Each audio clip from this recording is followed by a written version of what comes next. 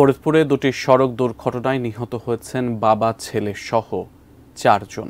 নরসিংদীতে যাত্রীবাহী বাসের সঙ্গে মাইক্রোবাসের সংঘর্ষে প্রাণ হারিয়েছেন ব্যান্ড দল অড সিগনেচারের সদস্য আহসান তানভীর পিয়াল।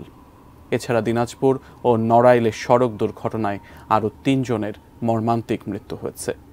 আমাদের প্রতিনিধিদের পাঠানো তথ্য ও ছবিতে বিস্তারিত ডেস্ক রিপোর্টে।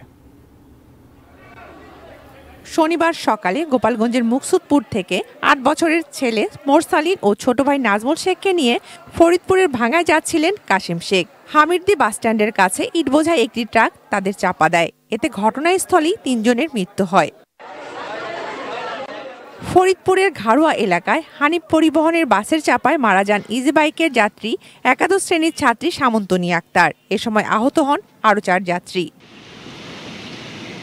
হানিফ পরিবহনের যাত্রীবাহী আরেকটি বাসের সঙ্গে মাইক্রোবাসের সংঘর্ষ হয় নরসিংদীর পাঁচদোনায়। নিহত হন মাইক্রোবাস যাত্রী তরুণ প্রজন্মের ব্যান্ড দল অড সিগনেচারের গায়ক আহসান তানভীর পিয়াল ও মাইক্রোবাসের চালক Abdus Salam.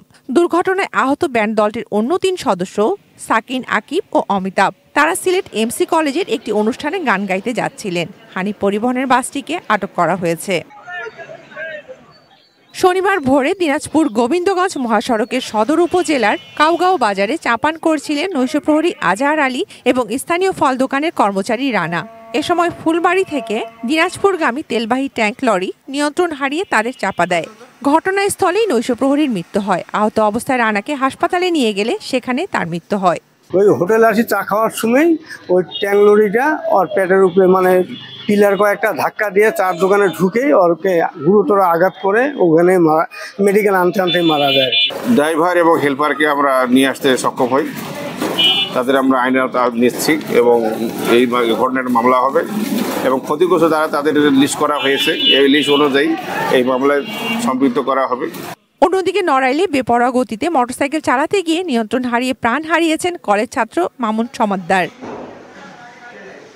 Shakil Aziz, desk report, ATN news.